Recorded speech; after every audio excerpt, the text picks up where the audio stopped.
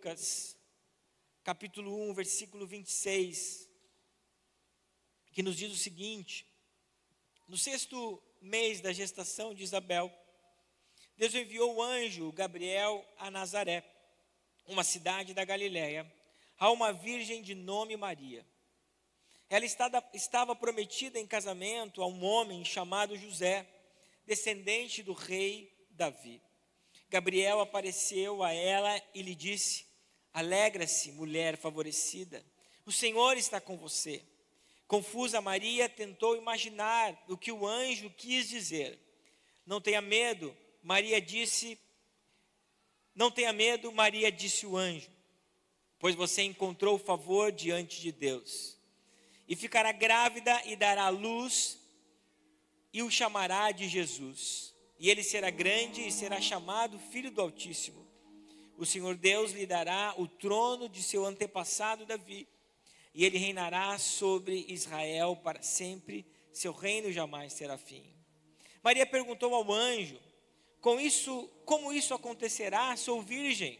O anjo respondeu: o Espírito Santo virá sobre você, e o poder do Altíssimo a cobrirá com sua sombra. Portanto, o bebê que vai nascer será santo e será chamado Filho de Deus. Além disso, sua parenta Isabel ficou grávida em idade avançada. As pessoas diziam que ela era estéril, mas ela concebeu um filho e está no 6º mês de gestação, pois não há nada impossível para Deus. Maria disse: sou serva do Senhor, que aconteça comigo tudo o que foi dito a meu respeito. E o anjo deixou. Vamos orar ao Senhor. Soberano e eterno Deus, nós a Ti somos gratos pela Tua palavra, e como é santa, maravilhosa a Tua palavra. Que nessa noite o nosso coração seja cheio, Senhor, da revelação de tão poderoso evento que aconteceu há mais de 2000 anos atrás. Que nós tenhamos o nosso coração como um lugar fértil para que a Tua palavra prospere em nossas vidas, em nome de Jesus. Eu peço que você preste o máximo de atenção, que os papais segurem os seus filhos o máximo que puder agora, para que o nosso coração ele fique atento àquilo que as Sagradas Escrituras têm para nós. Queridos, eu escolhi como tema, um dos temas, a Anunciação. Porque a Anunciação, dentro de todo esse contexto do nascimento de Jesus, do advento, é algo muito precioso. Pois a Anunciação, ela assinala um fim de um silêncio ensurdecedor, de aproximadamente 430 anos, sem que o povo ouvisse a voz profética de Deus.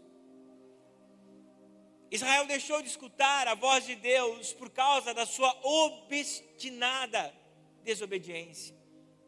Deus, de todas as formas, buscou trazer Israel para perto de si, mas Israel sempre teimou em viver os desejos teimosos do seu coração. E após o exílio, após Deus ter levado Israel primeiro para a Síria e depois para a Babilônia, após terem retornado, Deus decidiu não mandar mais profeta para falar com o seu povo. Veja que a profecia era a única forma de Israel escutar a voz de Deus. Então, durante 430 anos, não se levantou mais voz profética alguma. O ministério público de profecia não existia mais. Então, o povo de Israel não conseguia mais ouvir os oráculos de Deus. Esse período que nós chamamos um período interbíblico, marcado por essa ausência de voz profética pública. Como eu já falei, a profecia era o meio pelo qual Deus transmitia os seus oráculos ao povo. Não havia outro instrumento a não ser os profetas, que foram tantas vezes perseguidos, que foram tantas vezes caçoados pelo povo e alguns martirizados, por sempre serem fiéis à voz ou à palavra profética, aquilo que o Senhor mandava anunciar. E na grande maioria das vezes, quando Deus levantava os seus profetas, era para colocar Israel novamente no prumo, era para que Israel voltasse-se para Deus, era para que Israel ouvisse os mandamentos de Deus e praticasse mais uma vez. E por causa desse coração tão teimoso e tão distante de Deus, Deus encerra o seu falar com o povo. Deus não envia mais nenhum profeta. E de uma forma bem interessante, algumas bíblicas mais antigas, entre o Novo e o Velho Testamento, nós encontramos páginas em branco. E essas páginas eram para mostrar aos leitores das Sagradas Escrituras que não houve mais palavra anunciada por Deus durante 430 anos. Mas uma das formas de Deus falar com a humanidade é através dos seus milagres. Esse silêncio é rompido quando Deus, primeiramente, envia um anjo para falar com Zacarias. Zacarias, um sacerdote, um homem que clamava a Deus por muitos anos por um filho, juntamente com sua mulher Isabel. A partir daí, o silêncio de Deus ensurdecedor começa a não ter mais esse objetivo, porque Deus começa a falar agora de uma forma particular, mas algo tão sublime e que de uma forma gloriosa iria se espalhar para toda a humanidade. Deus anuncia para o sacerdote Zacarias que ele lhe daria um filho. Esse filho viria com o poder e com a unção de Elias. Ele teria autoridade no nome do Senhor para converter o coração dos pais aos filhos e dos filhos aos pais. Mas a maior missão desse homem era ser um profeta. Mas não um profeta como os outros, mas o maior dos profetas, como Jesus disse. Que não pisou na terra, um profeta maior do que João Batista. Mas por que maior do que todos os outros? Porque esse viria na unção e no poder de Elias para preparar o caminho daquele que viria para salvar a humanidade. Esse silêncio, essa voz profética, ela é parada através da voz do anjo Gabriel para anunciar aquele que viria antes do Salvador.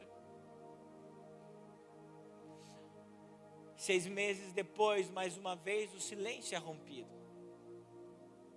O mesmo anjo Gabriel agora aparece a Maria anunciando que a voz que ecoou em toda a eternidade, o Logos de Deus, a palavra criadora se faria carne e viria ao mundo para salvar a humanidade de seus pecados. Então, meus irmãos, o anjo Gabriel, quando fala com a serva do Senhor Maria, ele vem anunciar o maior milagre já visto em toda a humanidade. Nós vamos ver nessa narrativa agora de Lucas o espanto de Maria. Maria estava noiva de José e o noivado, ele antecedia o casamento como agora, mas havia algo tão interessante na lei, que o noivado ele era um compromisso tão sério, há um compromisso judicial. Não era mais um desejo de um pai, de duas famílias, de os filhos se casarem. Não, agora já era algo formal. Ao ponto que para esses dois noivos se deixarem, era necessário que desse a carta de divórcio. Para vocês terem uma ideia, o noivado era algo tão importante. Se uma mulher perdesse o seu noivo nesse período de noivado, ela era chamada de uma virgem viúva. de tão sério que era o compromisso do noivado. E agora Maria, noiva de José, está grávida. E aparecer grávida diante de toda a sociedade era uma transgressão tão séria da lei que ela poderia ser morta por apedrejamento. Entretanto, para que se cumprisse o propósito divino, preste atenção, era necessário um nascimento virginal.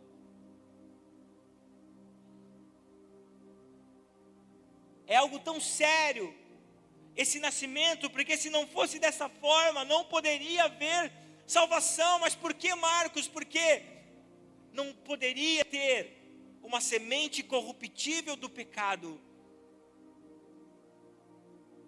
Não poderia ser a junção de um homem e de uma mulher. Por isso que era necessário uma concepção virginal. Assim o bebê não carregaria a semente do pecado de Adão, mas nasceria em plena santidade. Maria foi chamada de agraciada ou favorecida, pois recebeu a sublime missão de gerar no ventre o Salvador da humanidade. O anjo Gabriel anuncia a Maria que isso aconteceria através de uma ação plena e sobrenatural. O mesmo Espírito Santo que falou através dos profetas, e no Antigo Testamento, a ação do Espírito Santo era algo tão sublime, tão importante. Quando falava com os profetas que da Antiga Aliança, eles falavam que o Espírito Santo era a face de Deus sendo revelada à humanidade através dos seus profetas. Então essa que era a face de Deus, que falava com os seus profetas, agora viria sobre Maria. E através da unção sobrenatural, ela conceberia.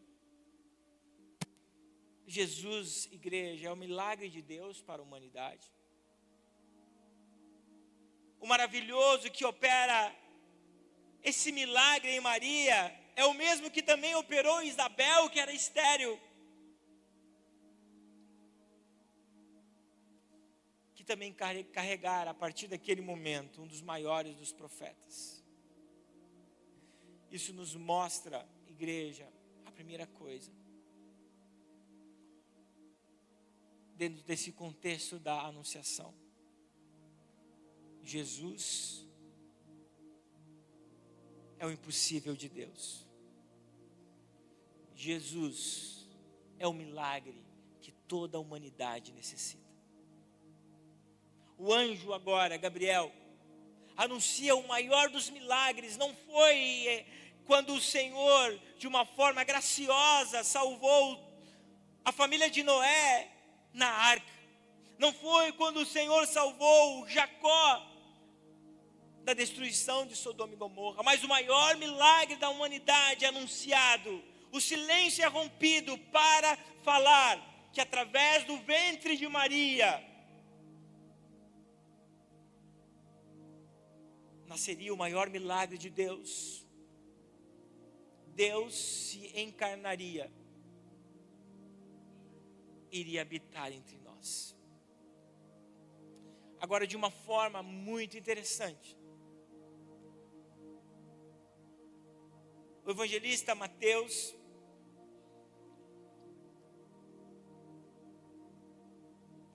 ele traz o relato de uma outra forma. Agora ele não foca a anunciação em Maria, mas ele foca a anunciação em José. Em Mateus capítulo 1, versículo 18 até o 25, diz o seguinte: foi assim que nasceu Jesus Cristo. Maria, sua mãe, estava prometida para se casar com José.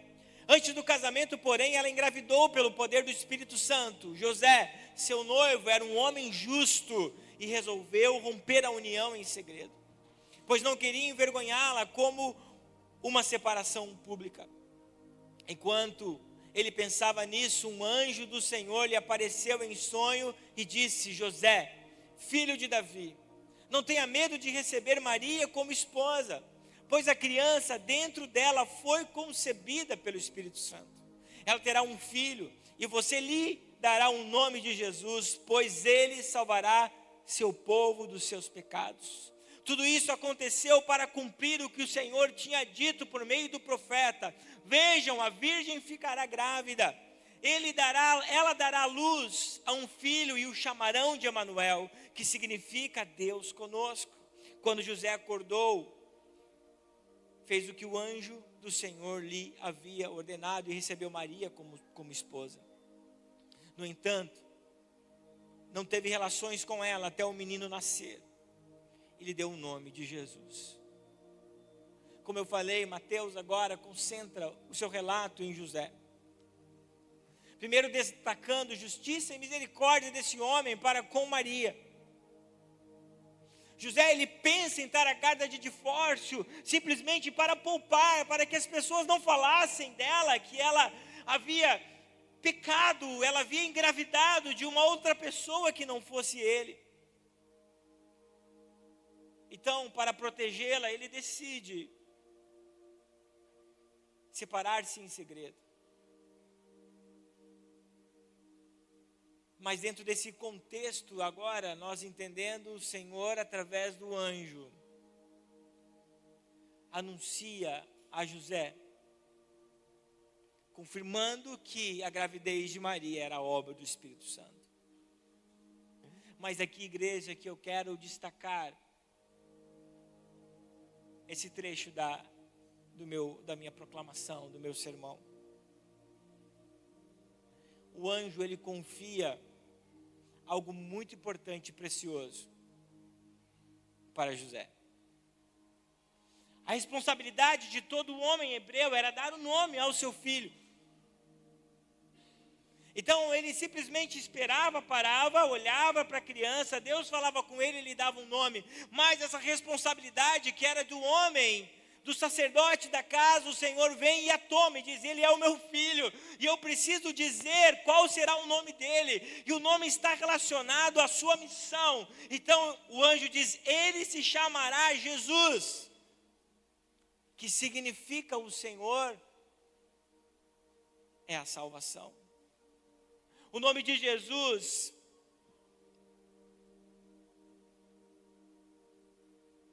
significa aquele que salvaria toda a humanidade. Isso quer dizer a missão de Jesus. Mas o anjo também fala um dos ofícios do Senhor Jesus, muito importante para nós. O anjo diz que além dele se chamar Jesus, falou a sua missão, ele disse o seu ofício, e ele também se chamará Emanuel. Então o nome de Jesus não é Jesus Emanuel, é simplesmente Jesus, mas o ofício de Jesus é Emanuel, que significa Deus conosco.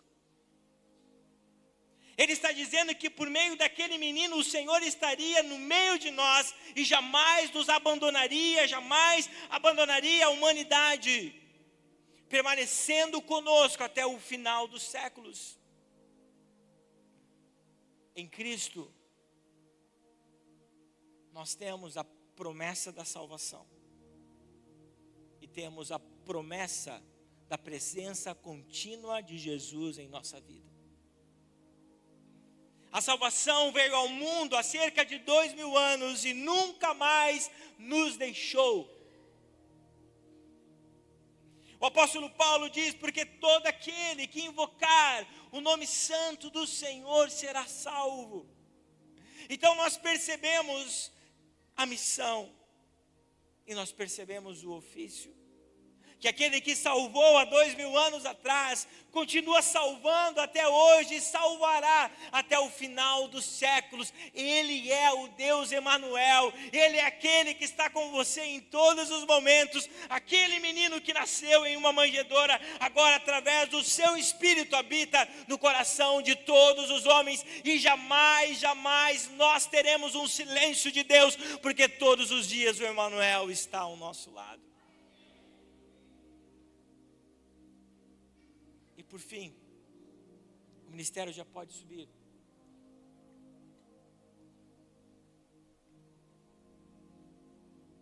nós precisamos entender que Deus é aquele que responde o silêncio. Jesus é a resposta do Pai para os silêncios ensurdecedores da nossa alma. Jesus é aquele que rompe o silêncio e nos traz as respostas que precisamos.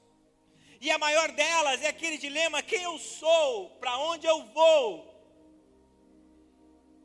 Jesus é a resposta.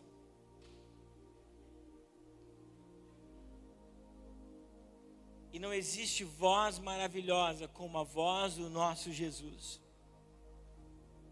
O mundo estava angustiado pela falta de respostas. Israel não ouvia a voz profética. E muitas vezes nós estamos angustiados por falta de respostas. A resposta que nós precisamos para sarar a nossa alma é Jesus.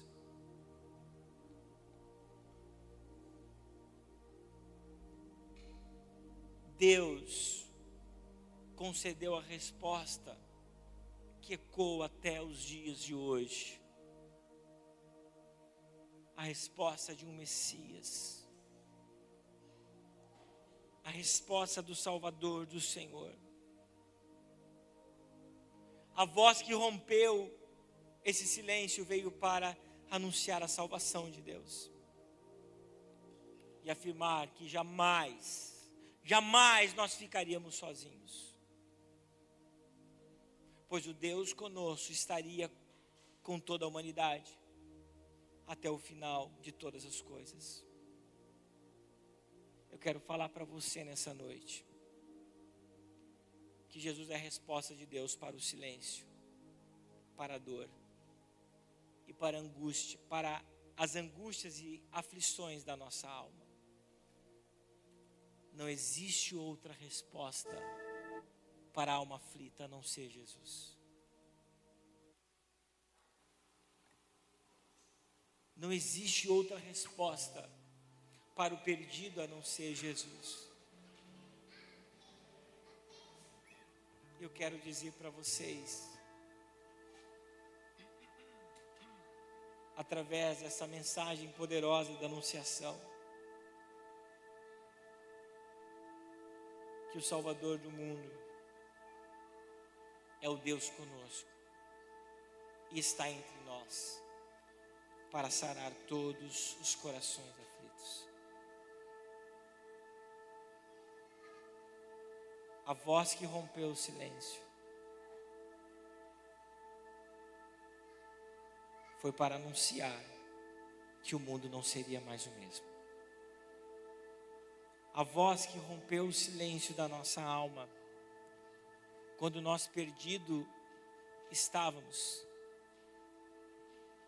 foi para dizer que a sua vida jamais seria a mesma. Quando Jesus entra na história da nossa vida, as nossas dores, as nossas aflições, as nossas angústias, os nossos medos são sarados. Eu quero te convidar para se colocar em pé. Nós vamos cantar essa canção.